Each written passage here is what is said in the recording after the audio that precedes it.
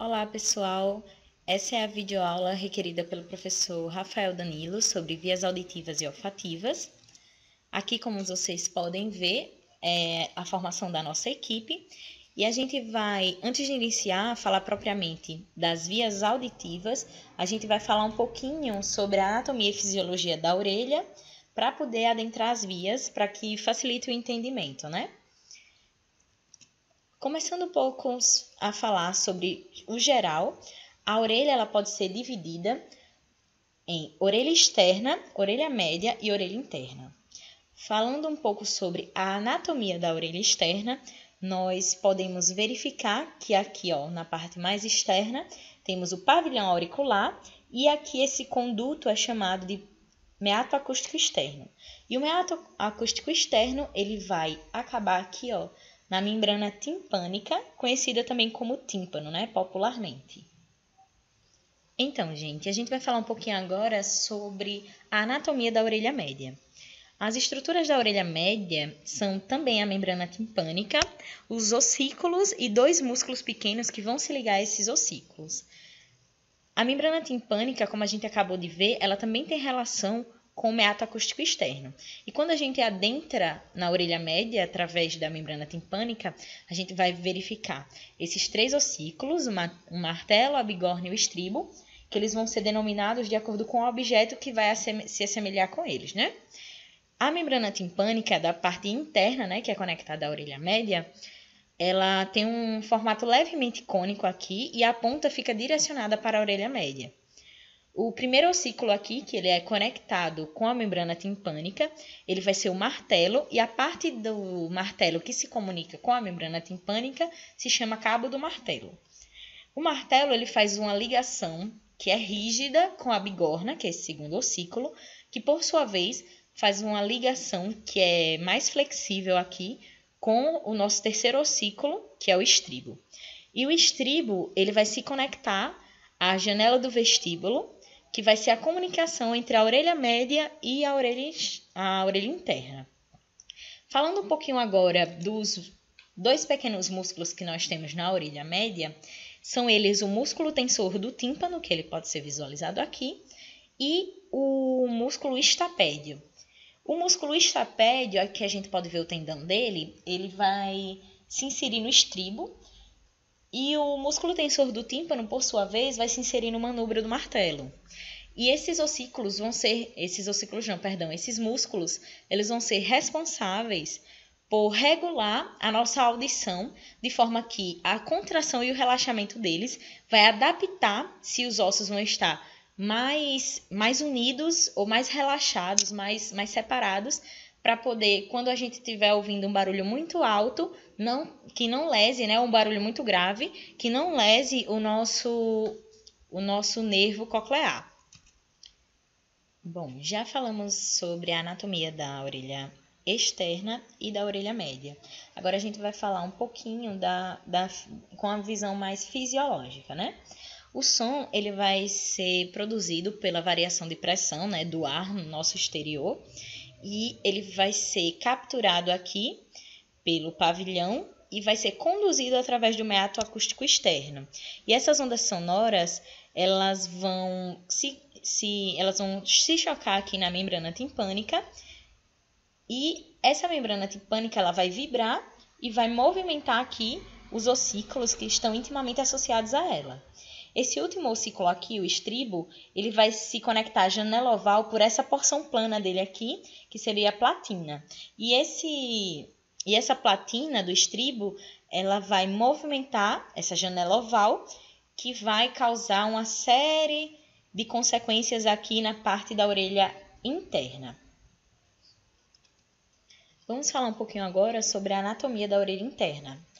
Lembrando que a orelha interna ela é formada basicamente por duas estruturas que estão anatomicamente associadas, que é o labirinto e a cóclea. O labirinto ela é uma estrutura que vai ser responsável pelo equilíbrio. Então, ela vai estar, apesar de estar associada anatomicamente com a cóclea, ela não vai ter função de audição. A função dela é basicamente equilíbrio. Então, a gente vai dar nesse vídeo um enfoque maior na estrutura da cóclea. A cóclea, ela é um órgão que é circular e ela vai dar mais ou menos 2,5 voltas. E ela internamente é um órgão oco, como a gente pode ver nessa outra imagem aqui, que tem essa estrutura cortada. Essa aqui é a cóclea. E aqui a gente pode ver a estrutura da cóclea quando ela é desenrolada, essa é a estrutura dela. Então, a gente pode perceber que, apesar de ser oca, a estrutura dela exterior são paredes ósseas, tá?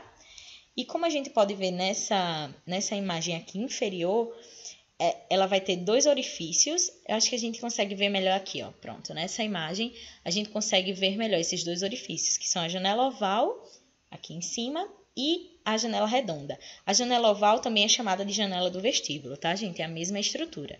E aqui o estribo que vai se conectar aqui na janela oval. A gente vai ter 2 rampas principais, que são a rampa vestibular, que também pode ser chamada de escala vestibular, e a escala timpânica, né? A rampa timpânica. E elas se comunicam aqui no ápice, né? Lá na pontinha do caracol, por uma perfuração aqui na membrana basilar, que é essa parte aqui média. Que essa perfuração é chamada de helicotrema. Quando a gente faz um corte transversal na cóclea, a gente pode ver as 3 escalas melhores, ó. Aqui a gente pode ver a rampa do vestíbulo, a rampa média e a rampa do tímpano. Aqui, nessa parte mais externa, que seria na escala timpânica e na escala vestibular, elas vão ser preenchidas por perilinfa. A perilinfa ela vai ser um líquido que a composição dela vai ser basicamente bem parecida com o líquido cerebroespinhal. Ela vai ter altas concentrações de sódio, baixas concentrações de potássio e de cálcio. Já a endolinfa ela vai ser localizada nessa parte aqui, ó, na rampa média. E a composição dela vai ser bem parecida com o líquido extracelular, porque ela vai ter altas concentrações de íons potássio e baixas concentrações de íons sódio e praticamente uma concentração nula de íons cálcio. É só a gente associar, né? Perilinfa, peri vem de ao redor. Então, a gente vai encontrar na rampa do vestíbulo e na rampa do tímpano. Já endo dá uma ideia mais interna, então a gente vai encontrar na rampa média, que é mais interior.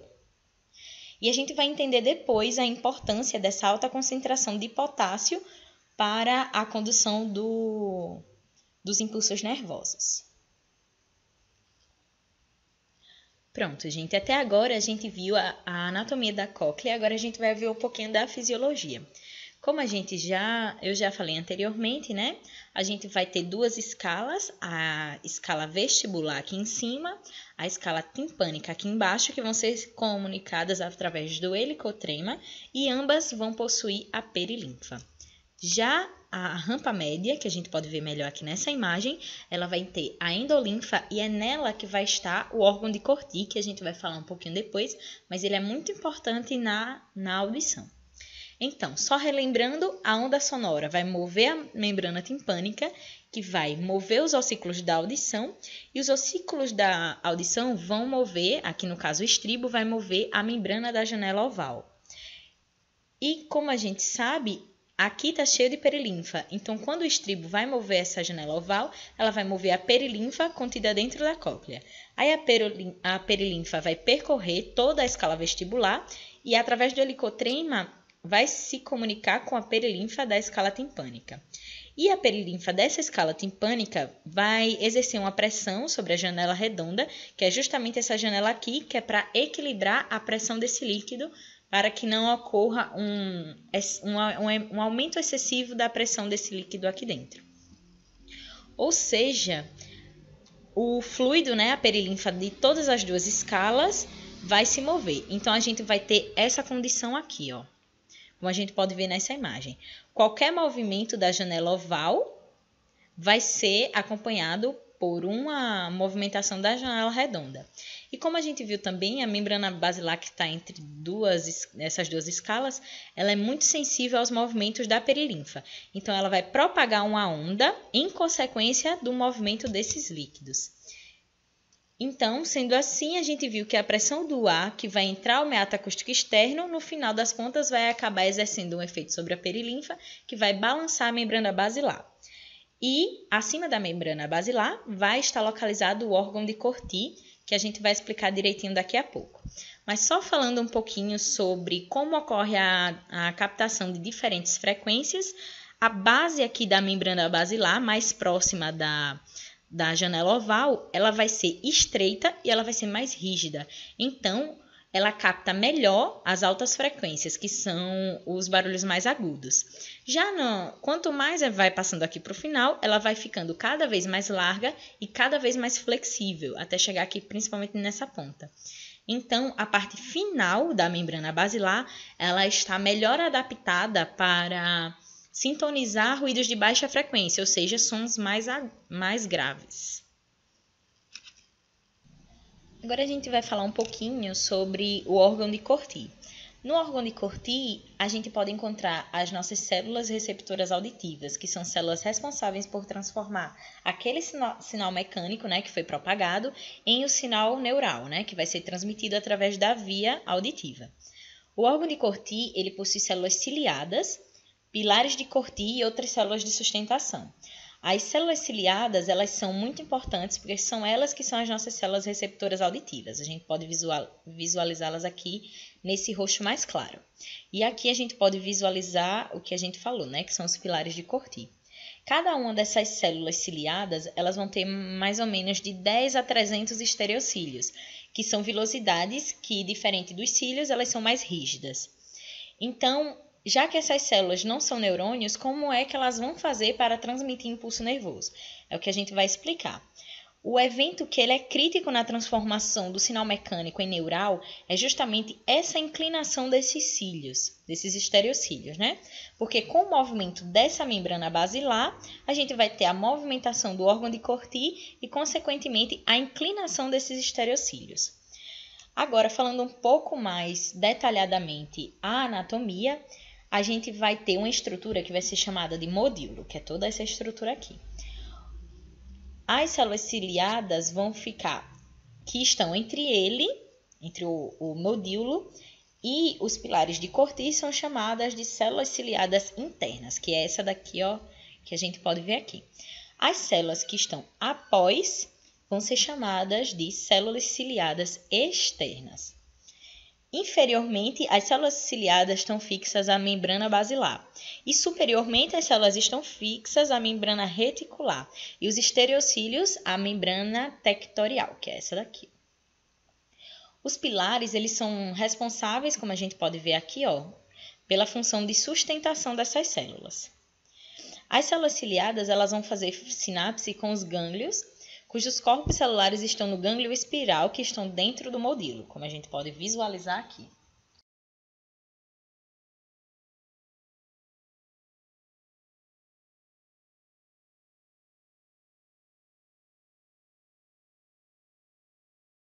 As células ciliadas, elas vão fazer sinapse com os gânglios, cujos corpos celulares estão no gânglio espiral, que estão dentro do modíolo, como a gente pode visualizar aqui.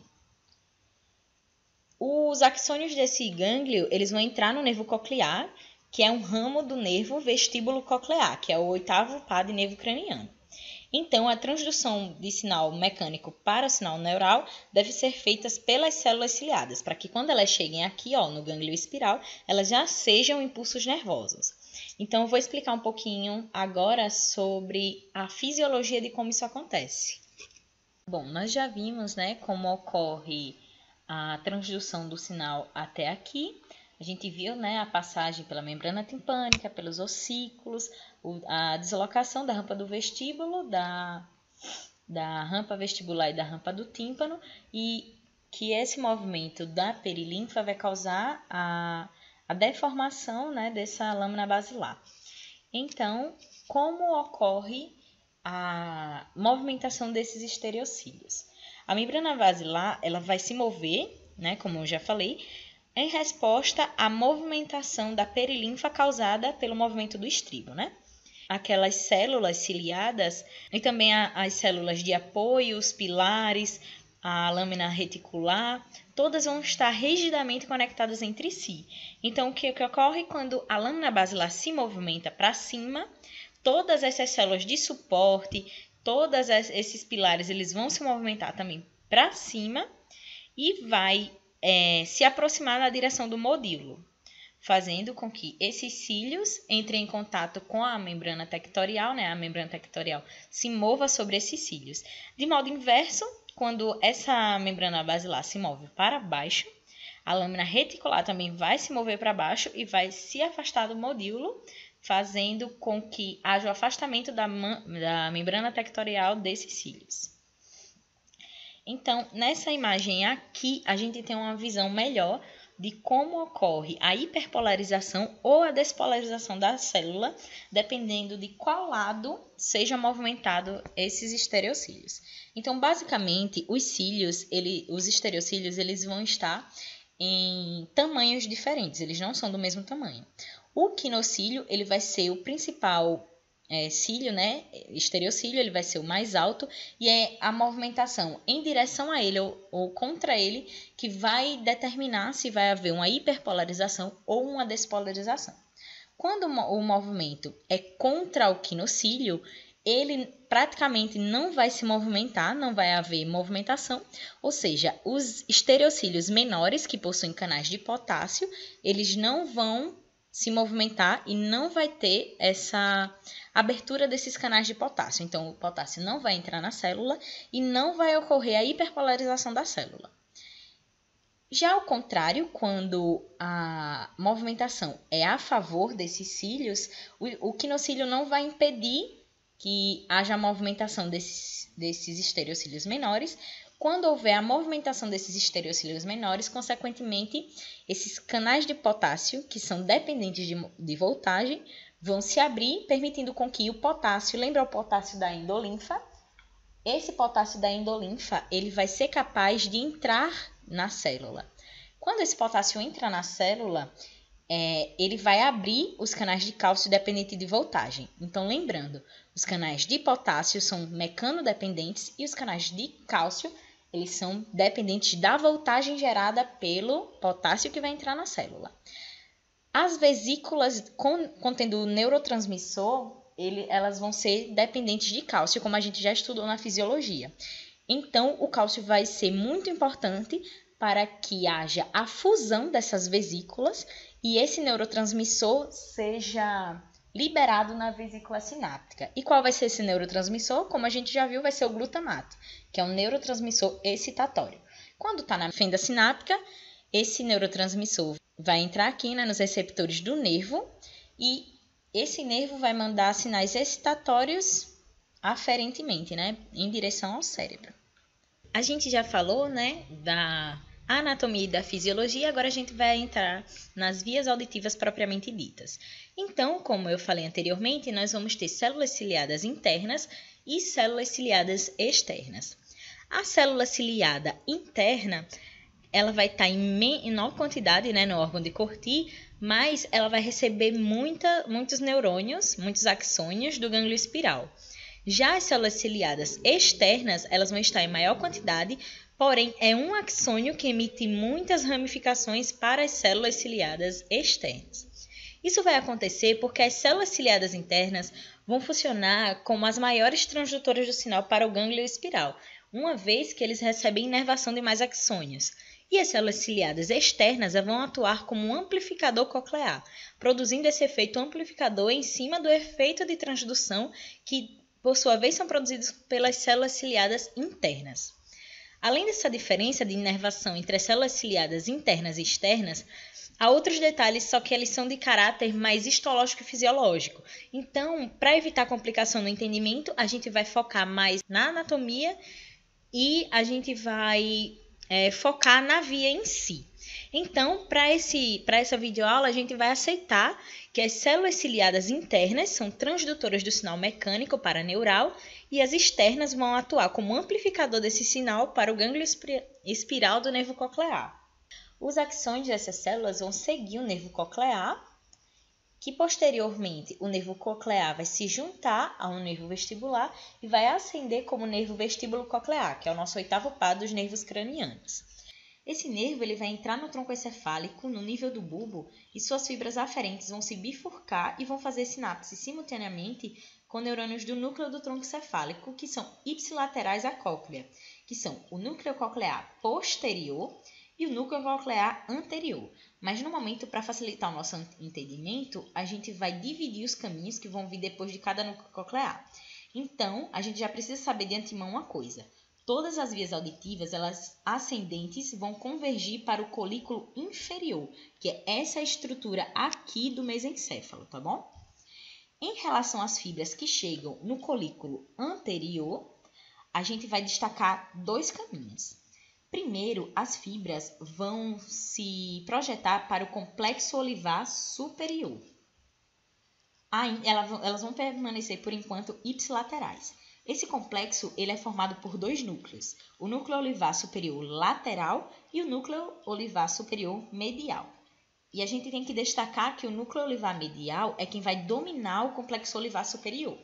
A função desse núcleo é perceber a localização do som através da medição da diferença do tempo que os impulsos vão chegar pelas 2 orelhas. Ou seja, a gente vai conseguir perceber de onde o som está chegando pela diferença do tempo que vai levar para o impulso chegar em uma orelha e em outra orelha. O segundo caminho possível é que essas fibras se projetem contralateralmente através do corpo trapezoide para o colículo inferior contralateral. Para chegar ao colículo, essas fibras ascendem pelo trato do leminisco lateral. Esse leminisco ele também possui núcleos e as fibras dele também podem fazer sinapse nesses núcleos. Lembrando, gente, que essa imagem aqui que a gente está mostrando, ela é espelhada, tá bom? Então, a via que está destacada em amarelo, ela é a mesma via que está destacada em cinza. Então, não se preocupem porque é a mesma via, só que indica uma vindo da orelha direita e outra vindo da orelha esquerda, tá? Continuando, em relação às fibras que chegam ao núcleo coclear posterior, elas vão se projetar através da estria coclear posterior para o colículo inferior contralateral. Pronto, agora a gente já traçou os 2 núcleos cocleares ao colículo inferior. A gente vai ter que ver agora como essas vias vão ascender para poder chegar até essa estrutura. Primeiro, a gente tem que entender estruturalmente o colículo inferior. Ele é formado por um núcleo central e 2 áreas corticais. Uma área ela é ventromedialmente ao núcleo central e ela é chamada de córtex externo. E outra área é a área dorsomedial. Ela é a área chamada de córtex posterior e ela está situada dorsomedialmente ao núcleo central. A gente viu que as fibras auditivas aferentes vão chegar a esse colículo pelo leminisco lateral. Essas fibras elas vão convergir no núcleo central. De lá, elas vão se projetar em direção ao corpo geniculado medial, que essa estrutura está situada no tálamo. Para quem não lembra, o tálamo ele tem vários grupos, né? Dentre eles, a gente vai ter o grupo posterior.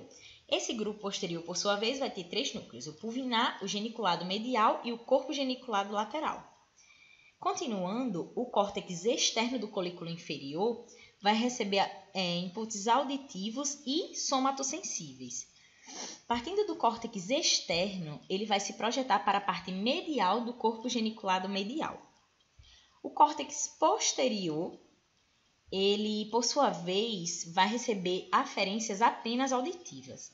Partindo do córtex posterior, também vão se projetar fibras para o corpo geniculado medial, só que dessa vez para a parte posterior dele. Repetindo, né? As fibras do leminisco lateral se projetam para o colículo inferior e de lá elas seguem para o corpo geniculado medial. Porém, algumas fibras que fizeram sinapses nos núcleos do leminisco lateral seguem aqui seguindo essa setinha azul, tá vendo? Até o colículo superior, a parte profunda dele. Mas por que isso acontece? A gente viu que o colículo inferior e o corpo geniculado medial, eles são responsáveis pela via auditiva. Porém, o colículo superior e o colículo geniculado lateral são relacionados à visão. E por que essas estruturas estão relacionadas?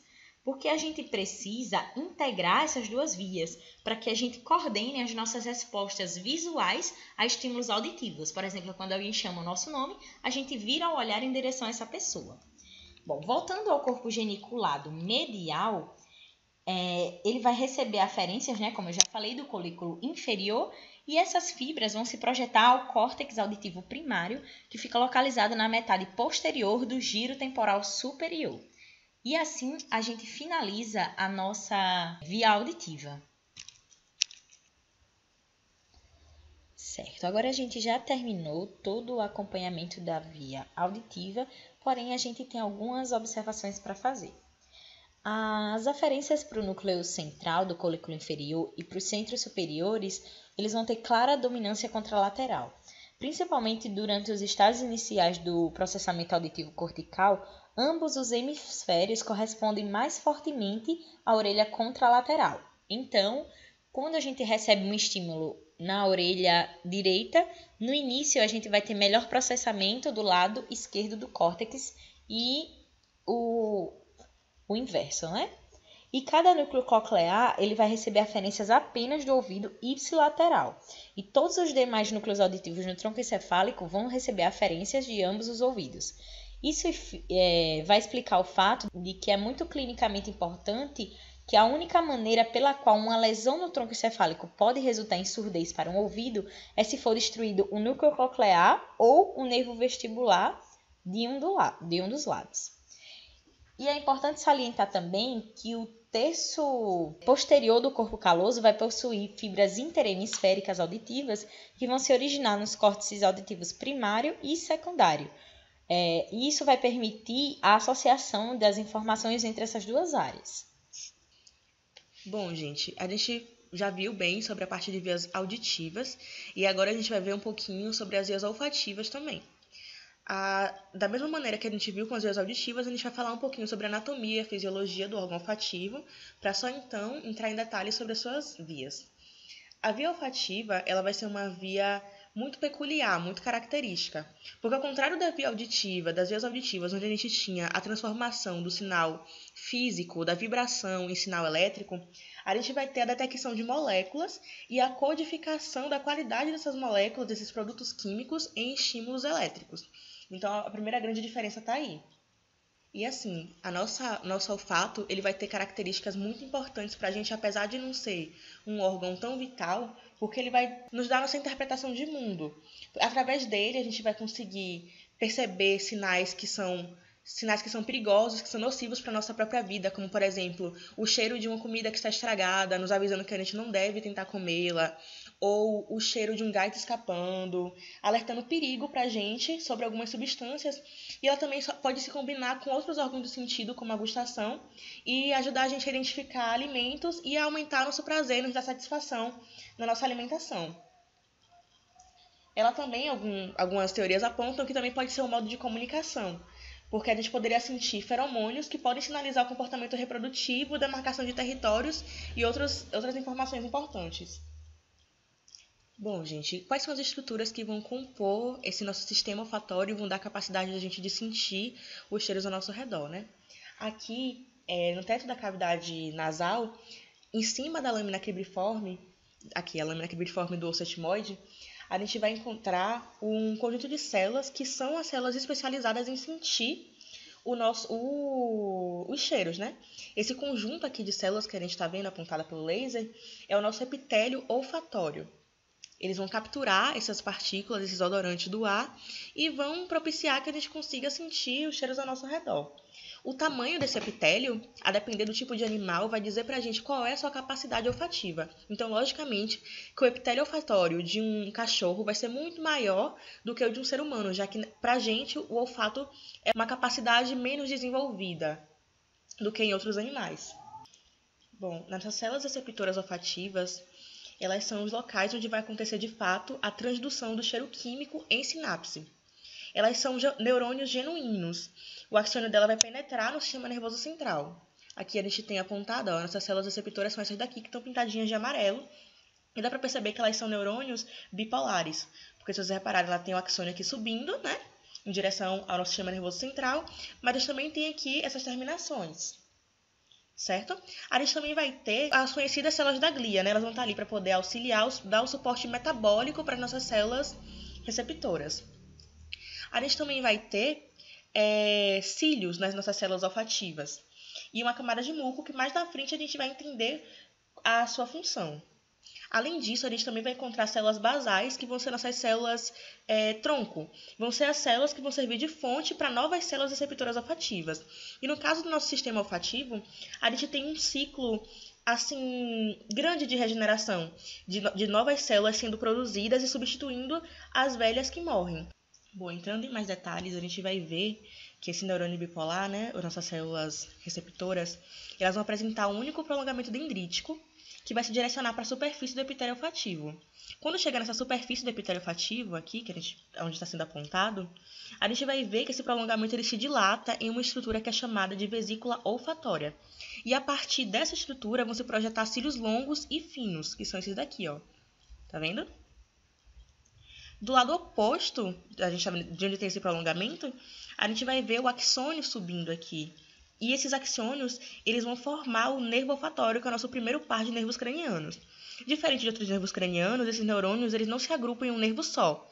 Eles vão subir em um grupo de feixes que penetram o osso etimoide e passam pela lâmina cribriforme se agrupando no bulbo olfatório. Uma curiosidade sobre esses neurônios é que eles são frágeis. E durante um soco, por exemplo, numa briga, eles podem ser rompidos e dão a gente um quadro de anosmia, que é a nossa incapacidade de perceber odores. Bom, gente, e vamos falar um pouquinho sobre o processamento dessa olfação, né? Quando a gente cheira alguma coisa, a gente leva ar através da cavidade nasal. Mas só uma pequena quantidade, uma pequena porcentagem desse ar vai passar sobre o epitélio olfativo. As substâncias químicas no ar, como eu já falei, a gente chama de odorantes, né? E eles vão ser dissolvidos em uma camada de muco, aqui, tá vendo? Sinalizada, camada de muco, que está ao redor, digamos assim, das células receptoras. E eles vão se dissolver ali. Esse muco ele é produzido e renovado a cada 10 minutos pelas glândulas de Bowman, que são essas daqui, ó. A chamada glândula olfatória. E esse muco ele consiste numa solução aquosa de mucopolissacarídeos, que são proteínas, anticorpos, enzimas e outras proteínas ligantes de odorantes, além de sais. Os anticorpos vão servir para proteger essa região, que pode ser uma porta direta de invasores para o encéfalo, e as proteínas ligantes vão auxiliar na concentração dos odores no muco, para potencializar nossa capacidade de sentir os cheiros. Bom, gente, mas como é que vai acontecer então a transdução desse sinal na olfação? Primeiro, a gente tem que saber que as moléculas de transdução estão todas nos cílios. Essa é a principal importância deles. Aí, em primeiro lugar, essas substâncias odoríferas precisam chegar através do fluxo de ar quando a gente aspira e vão se ligar, aquelas moléculas odoríferas, né? Elas vão se ligar aos receptores de membrana dos cílios, que estão aqui apontados. Esses receptores são variados, quanto à estrutura e quanto à sua resposta para os cheiros específicos. Eles podem responder mais a uma concentração maior de uma substância odorante ou menos. Esses receptores, eles são aqueles ligados à proteína G. Então, nesse caso, eles vão provocar a ativação da proteína G, que vai estimular a adenilatociclase, que, por sua vez, vai promover a formação do AMP cíclico. A ligação do AMP cíclico a canais catiônicos, canais de sódio e de cálcio, vão promover a sua abertura. Esses canais são chamados de canais dependentes do AMP cíclico. Essa atuação do AMP cíclico é bem comum em relação ao seu funcionamento em outras regiões do corpo. Aí, o influxo de sódio e de cálcio vai promover a despolarização da membrana. Esse influxo de cálcio abre canais de cloro dependentes de cálcio. E ocorre o efluxo de cloro que amplifica a despolarização da membrana. E é dessa maneira que a gente vai transduzir esse sinal molecular em sinal elétrico. Bom, gente, e como é que esse sinal vai ser interrompido? Como é que essa resposta olfativa vai terminar? A gente tem diferentes maneiras de fazer isso. Uma delas é que a substância pode simplesmente se difundir para longe, parando de sinalizar no receptor, que está aqui no nosso cílio. Outra maneira é que as próprias enzimas do muco podem hidrolisar essas moléculas. E ainda o AMP cíclico pode ativar outras vias que vão encerrar o processo de resposta. Outra maneira também é o receptor se adaptar ao cheiro e aí diminuir a sua resposta. É o que acontece quando a gente sente um cheiro ruim por muito tempo e chega um momento em que a gente passa a ignorar ela. Queria falar do peido do Júlio. Não sabe como é, né? Mas É o que acontece, por exemplo, com Elias, que não sente mais os gases que o Júlio produz. Os receptores dele já estão adaptados ao cheiro e estão diminuindo completamente a resposta dele. Então, como a gente já viu antes, os axônios dos neurônios receptores olfativos, eles penetram a lâmina cribriforme e seguem em feixes com outros neurônios para um dos bulbos, onde eles vão fazer sinapse. Esse neurônio, esse primeiro neurônio, ele é chamado de neurônio olfativo de primeira ordem ou neurônio olfatório primário, que está aqui destacado com laser. A região do bulbo em que ocorre a sinapse citada é chamada de glomérulo olfativo. É uma estrutura esférica que recebe cerca de 25 mil terminais axônicos e de onde partem cerca de 100 neurônios olfativos de segunda ordem, que vão ascender para o trato olfatório. Cada glomérulo desse, ele recebe sinais apenas de um tipo de células receptoras. Por quê? A gente vai ver que no nosso epitélio olfativo a gente tem uma variedade de células especializadas em diferentes tipos de cheiro. Então a gente está aqui indicado cheiro cítrico, floral, hortelã, amêndoa. E a gente também vai ter diferentes receptores para esses cheiros. Porém, o glomérulo vai receber apenas um tipo de células, um tipo de sinal dessas células. É como se ele canalizasse apenas aquele cheiro para o qual ele é especializado.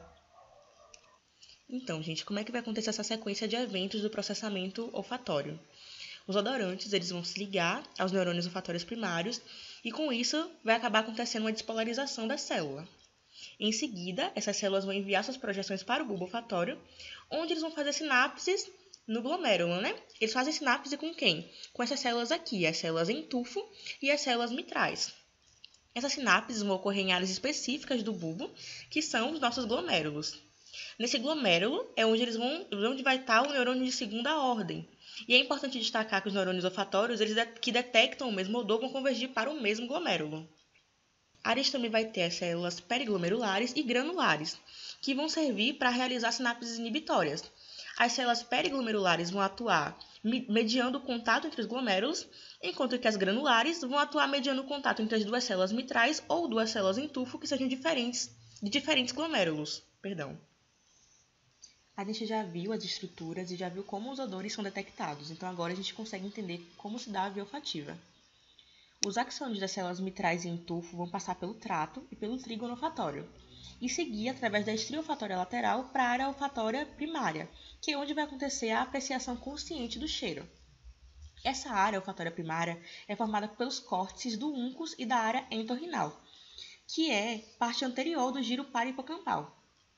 Também faz parte da área primária olfatória o límen da ínsula, que é um ponto de junção do córtex do lobo insular e do córtex do lobo frontal, e de parte da amígdala. O úncus, a área entorrinal e o límen da ínsula formam a área piriforme. Desse córtex piriforme, a projeção segue para o tálamo e para o córtex órbitofrontal, giros retos e olfatórios, que também são responsáveis pela percepção olfatória consciente. Bom, gente, essas daqui foram as referências que a gente usou para fazer tanto a parte de vias auditivas quanto a parte de vias olfativas. A gente utilizou o Baer, de Neurociências, o Machado, de Neuroanatomia Funcional, o Krebs, de Neurociência Ilustrada, e o Ross, de Histologia. Isso é tudo, a gente espera que vocês tenham gostado do nosso vídeo, perdoem qualquer erro e até a próxima!